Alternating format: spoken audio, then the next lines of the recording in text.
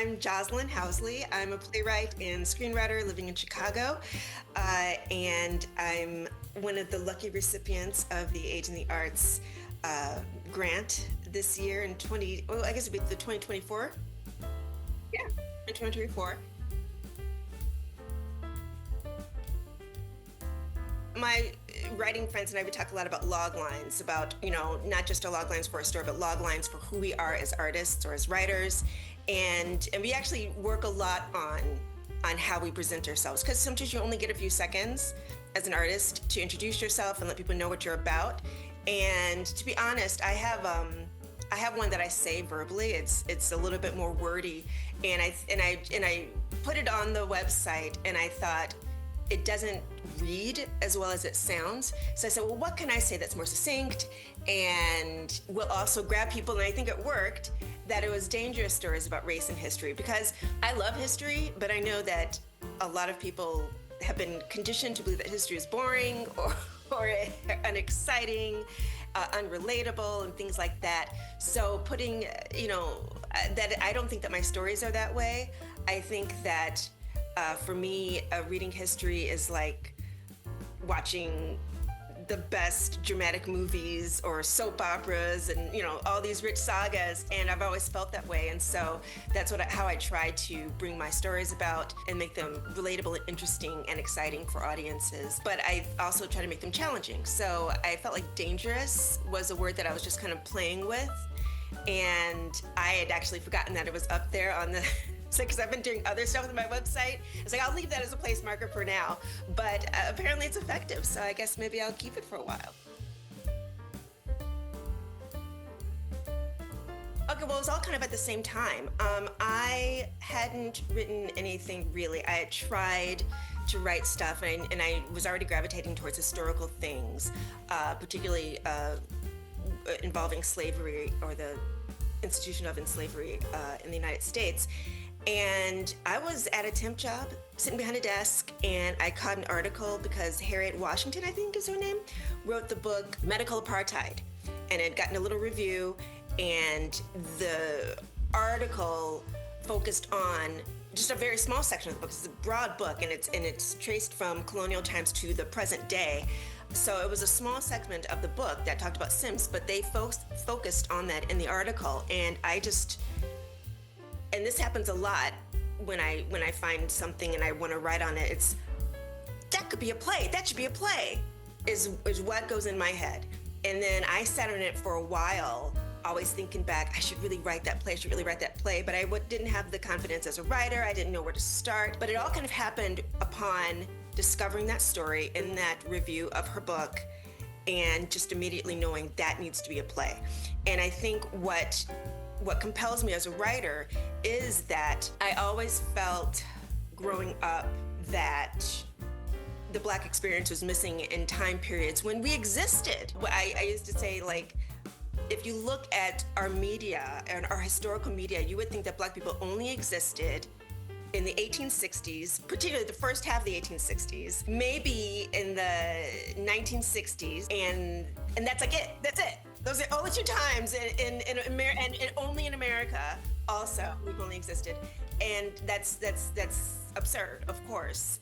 And so I was always, sort of aware as a kid, like watching all these movies or being taught history in school, going, I know that we were there, and I want to know what I would have been doing at that time were I living then. And that's what sort of compels my writing. I just feel like, let's tell these stories that we've not been telling. And particularly when it comes to slavery, I have a very strong feeling. A lot of people are, you hear this phrase like, oh, the slave play. I don't want to read the slave play. Oh, no more slave plays. And I would challenge anybody to name like 10 off the top of your head. There are not really that many, because in Fumble, they'll say 12 Years a Slave, and then they'll give us like Gone with the Wind. I'd say, nope, Gone with the Wind is A, not a play. B, it's about white women romance issues. It's hard, to name them, because there really aren't any, or not very many, plays about the actual experience of enslaved people their needs, their wants, their desires. Often, if we have enslaved characters who are supporting characters of white stories, they're very one-dimensional. And even if you included TV or movies, you got Roots, the remake of Roots, Roots 2, 12 Years a Slave, that one movie that Will Smith that nobody saw. And the one Miss Jane Pittman one from the 70s. And because I've thought about this, also Avery Brooks did a Solomon Northrop movie for Disney years ago, like in the 80s. So there you go. Maybe a few random. That's not even 10. That's not even 10. And two of them are about the same dude. Really, this is going to be a little. I don't know what the term is, but it's off of the creative side. It was when I wrote it, and people were excited about it, and it was the first one because, like I said, like you know, I had been an actor before, and this was the first time of experiencing creating or wanting to create a work of art or creating a work of art that other people were like excited for because it meant jobs for them. It meant opportunities for them. You're creating roles. You're creating a chance for someone to direct. You're creating a chance for someone to design, produce, etc. Whereas as an actor, you're just taking a role. As a playwright, you're creating a space. So the experience of doing that was really the best part of writing the play, writing my first play.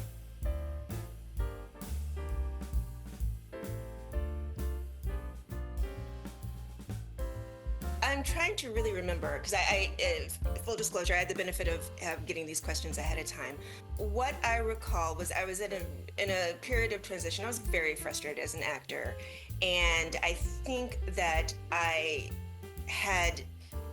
was feeling as if I was struggling trying to be an artist and trying to stay alive, which is the classic struggle of artists everywhere of all time.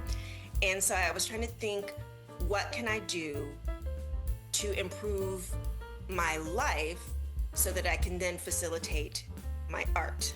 I went through a period of time where I said, I'm going to get a job. I'm going to get maybe even a second job, which I ended up doing.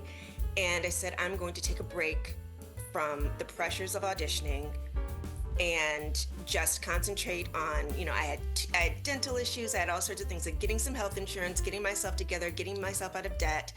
And I gave myself a time limit, like I think it was 2 years to do this. I made up a schedule and a calendar for how I was going to pay off my bills.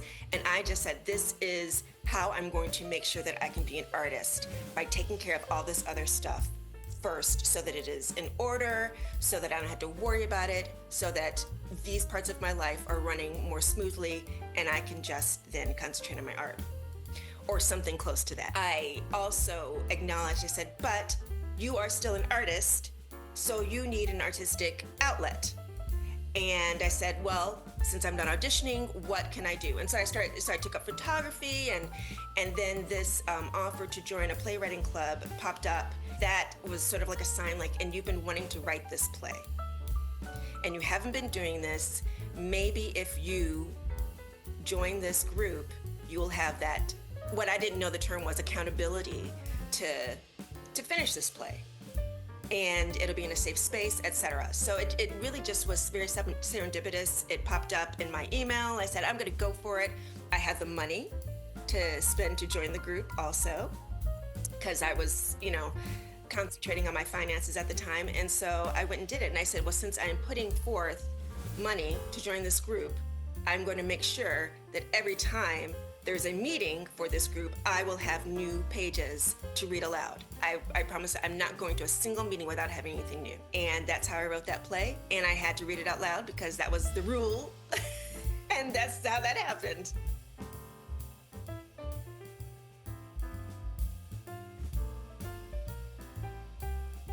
I have two answers. One that's more general in response to the Age in the Arts grant.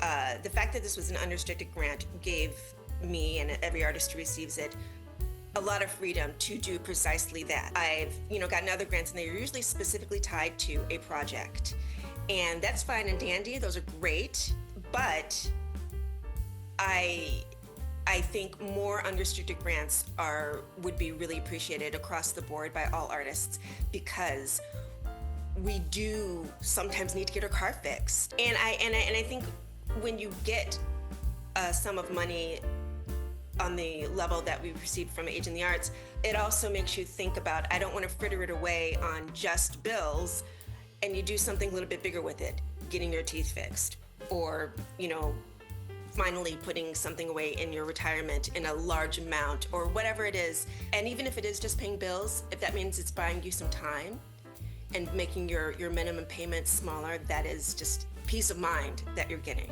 The other part of that, I want to talk about being a parent when I'm looking at grants and things like residencies and stuff. I'm seeing a lot of them pop up that are quote unquote for parents. If you're a parent, apply to this, and and that's awesome because it narrows the competition pool, gives you a better chance to win. However, when it comes to residencies and retreats and stuff, if there's no child care also on offer, it's still an issue. Not everybody has a husband or a wife who can stay home with the kids while you go off to a ranch for a week, with other parents who have husbands and wives who can take care of the kids at home. I believe Space at Ryder Farm and at Elsewhere are the only two sort of situations like that I can think of at the top of my head that do invite families, and Space is gone.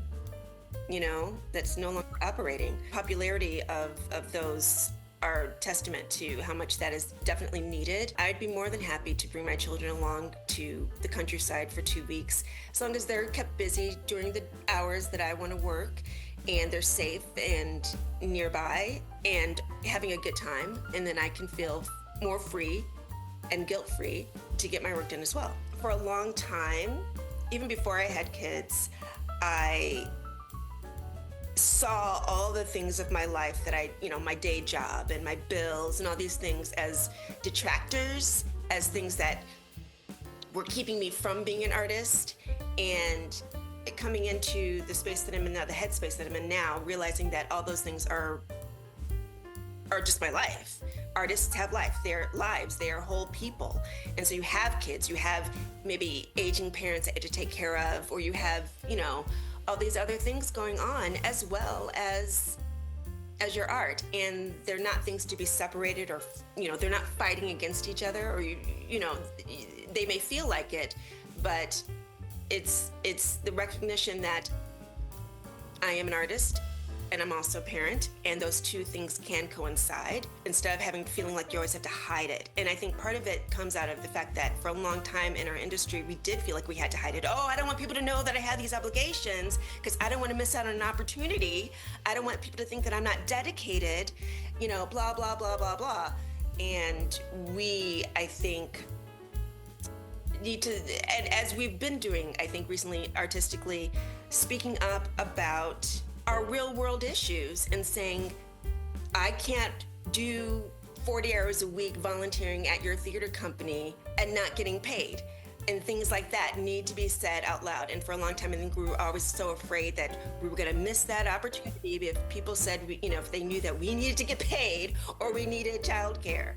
Holistically is I think, allowing artists to be their whole selves and recognizing that just because we have other obligations, it doesn't mean we're any less dedicated to our craft.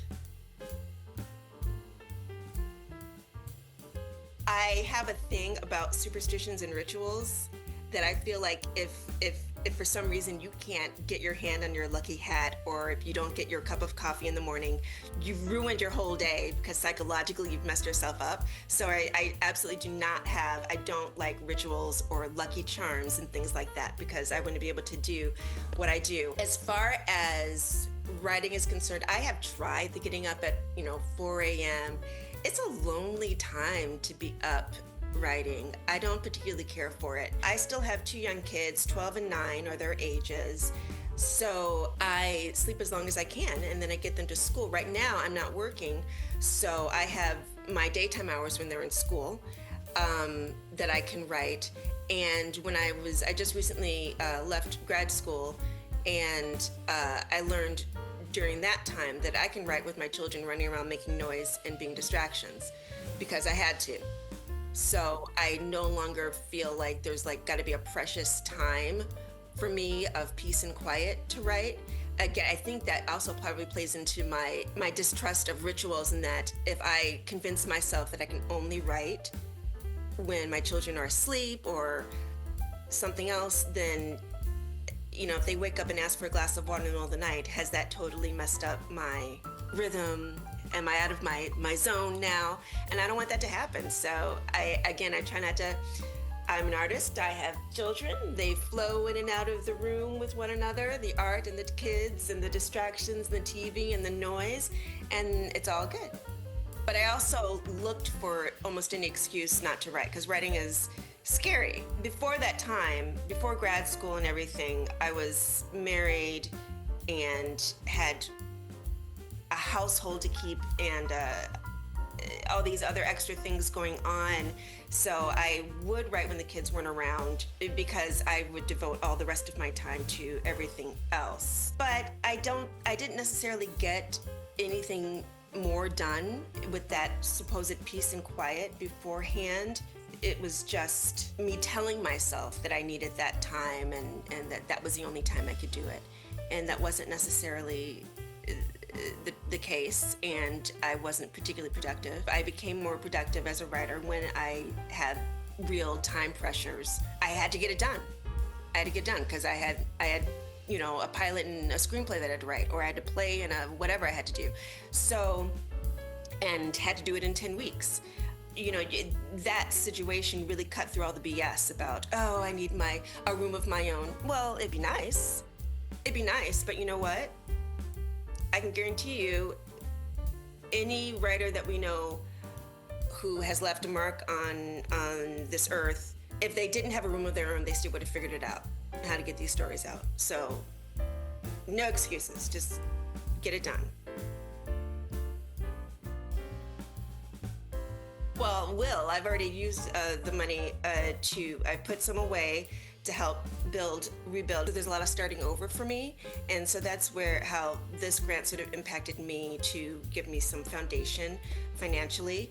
I don't have anything tangible from the grant to show off, but I have that internal knowledge that money is now in use in this rotational kind of way for me. The other way that has impacted me emotionally is after I won it, it kept on popping into my head. Oh my God, people are going to give me this huge amount of money for a piece of art that I made. That falls in line with that whole idea of, reminding myself to take myself seriously as an artist, that I am an artist. I'm not someone who is trying to be an artist. I have created art. I will continue to create art, and it is something that has meaning to people other than myself. And even if it only meant something to me, that would be legitimate, because when I wrote it, it only meant something to me. Winning the award really was internally a strengthening point. I would remind myself, you are someone whose work has impacted other people to the point that they said, we would like to fund your artistry. That is a tremendous compliment. And I have to say, honestly, the people say it wasn't on my bingo card. It was not, something that, you ever, you hope for, but you don't actually think specifically that something like that is going to happen until it starts to happen. And then it starts to make you feel like, and I can do this again. I can create more art, and I can create art that helps support myself as an artist and as a parent and as a person. It doesn't have to be this side thing. It doesn't have to be something that I only sink money into. The investment goes both ways. I think that it's not a cliched question for women. It's an appropriate question for women artists. I think what we also have to acknowledge, though, when we ask that question, is that we shouldn't have to ask this question. That's the key. And how do we get to a place as a society where that's no longer a relevant question for women specifically? But it's still a relevant question. I don't necessarily have an answer for you, but I can tell you, I'm looking at my apartment, and it is just it's a mess.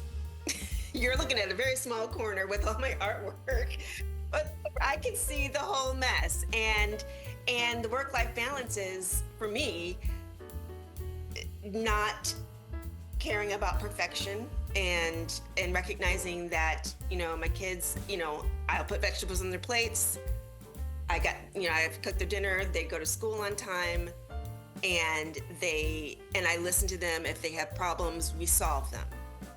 And we solve them in a way that is, fulfilling for them and emotionally good for them. So I'm not saying be neglectful, but I think we put a lot of pressure on people to have it all together. I wouldn't want someone to come to my apartment right now and see what it looks like, because it looks like a frat house a bit, but not as bad as a frat house, but a frat house if little girls lived in a frat house. Okay, so I spent a lot of time. Again, reminder, full discovery or full disclosure. I had access to this question ahead of time, and I found it very difficult because I'm an overthinker, and so my concern was, wait a minute now, am I my age and I've never experienced this art? So who would I be today if I never saw that thing then?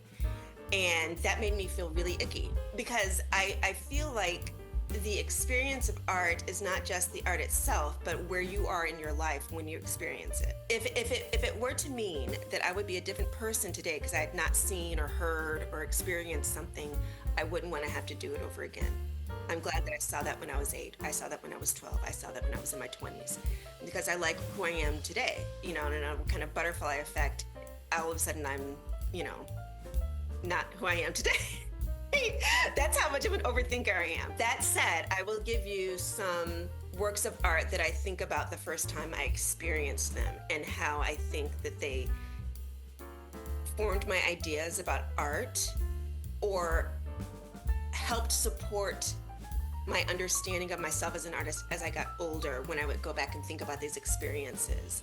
And one was that kept on popping into my head was, I don't remember how old I was, I think single digits, and my sister, who was really into new music, she was, in her teens, and Christmas morning she got an album by an artist I'd never heard of, and I don't think most people had ever heard of, and certainly nobody in my peer group had heard of because I was quite young, and it was Prince's Controversy. And so you had this very new wave sound coming from a Black person with a mixed band, but it was a Black sound, but also new wave sound, and these lyrics that you were meant to listen to and think about, and they were serious lyrics. Anti-Christian, anti-Christ, until I'm crucified, I live my life in taxi cabs. It was just weird and new and completely what Prince was about at that time, as far as I know. I don't know what was going on in his head, but it seemed to me that he produced an album and continued to produce albums that were really what he wanted to put on paper. And I struggled when I first started writing, thinking about, who my favorite writers are, why they're my favorite writers, why they get produced, what are they doing, and trying to sort of model my writing after them, and failing miserably at it because I don't write like my favorite writers. My favorite writers, people like Lynn Nottage, she writes plays that I always feel like I should have written, or I felt like I should have written. But when I start to write and I try to write like that, it doesn't move. And I was feeling like a failure and everything else. And it wasn't until I just said, I'm just gonna have this weird thing happen, and I'm just gonna do this weird thing and let it happen, and stop trying to make it something that I can't do, because I'm not this person, I'm not that person. And remembering that is what we're supposed to do as artists. That's what Prince did. But I think I had that exciting new experience as a whatever-year-old that stayed with me. And then when I was ready to receive the message that I just need to write like myself, it was there as one example of how that works and what that looks like. I have a musical that I've been working on since 2020, it's something that I've had to put on hold for logistical reasons. That one is still in the process of being written, but that is like the current sort of major project that I'm working on. And then, of course, I have a new play that I'm writing in the early stages of, and I'm always doing my rewrites of my, because writing is rewriting, as they say, of pilots, etc., so on and so forth.